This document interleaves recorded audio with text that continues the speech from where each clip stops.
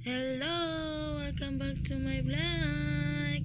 Nagbabalik po, Charis! Magluluto pala kami ng aming adobong recipe. Ang una po namin gagawin ay hinugasan namin yung manok talaga, guys. Kailangan talaga nating hugasan ng mabuti yung manok. Alam nyo yung laway-laway. Kasi ang laway-laway, isa po yan sa papaano sa kolesterol nyo.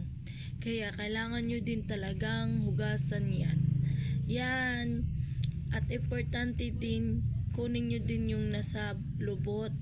Kabayo mo unsa tong lubot. Ganyan. Kanang nalubot. Importante jud na, guys. Tagkuha pa jud na ako. Tagkuha pa jud na mo ang laway-laway kay di jud mi gusto mo tasa mong cholesterol, guys. Oh my god. Ayan, ang pinakalami jud na part kay ang ako jud type sa manok is jud paa ug ampak. Amo jud ng ahong lami ang amo jud na ahong kanon permi pag manok jud ang among sud. So ayan, hiniwa-hiwa muna namin yung ampak, then yung unod. So alam nyo yung tipid match at magtipid-tipid ka lang, diba? Ganyan lang. Ay, lang po.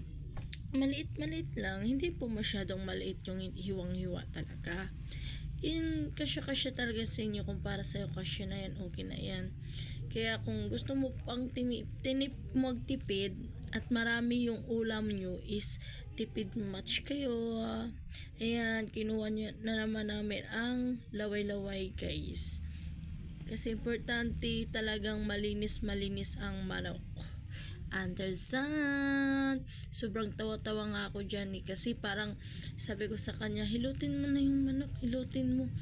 Hinihilot niya din yung manok, hinihilot. Ayan, guys. Before namin yung niluto, kailangan po sumayo pa nga ako dyan di ko alam. Natatawa lang ako, guys. Oh my god. Kailangan po talaga pagtapos nyong lahat-lahat, kailangan nyo pong hugasin yung lulutuan nyo. Kaya sinalang ko na yung aming kalaha or para sa amin is kayaha, guys. Then hiniwa po na namin yung bombay. Ganyan lang po ang pag-iho ng bombay, guys, at saka ahos. Ganyan lang po. Then lagyan, kung mainit na yung kalaha is lagyan nyo na ng oil. Okay, guys, lagyan nyo lang ng oil yan. Hinugasan ulit ang manok para sobrang malinis ko talaga. Ilapsikan kasi ako ng oil kaya lumayo muna ko dyan. Sakit kayo, guys. Oh my god. Pero okay lang yan. Pag ikaw talaga magluluto, kailangan humanda ka na sa mga ganyan. Pero alam niyo kung anong secret recipe po namin kaya masarap yung pagluluto ng adobo. Kailangan niyo pong lagyan ng sili. Nilagyan nga namin yan ng sili ng marami.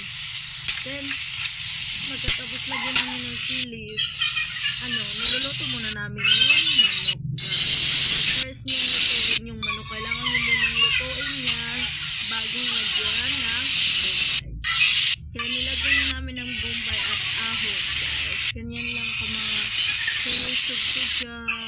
And nilagyan ko din ng paminta-inahon at pamintang lisa. At po yung dinurog namin sili. Dinurog po namin yan, nilagyan namin ng sili. At pagkatapos nilagyan namin ng mangso pa. Yan lang, guys. Pagkatapos lagyan namin ng tumas, asika para pampalapot sa adobo. Diba? Then, nilagyan ko ng tubig.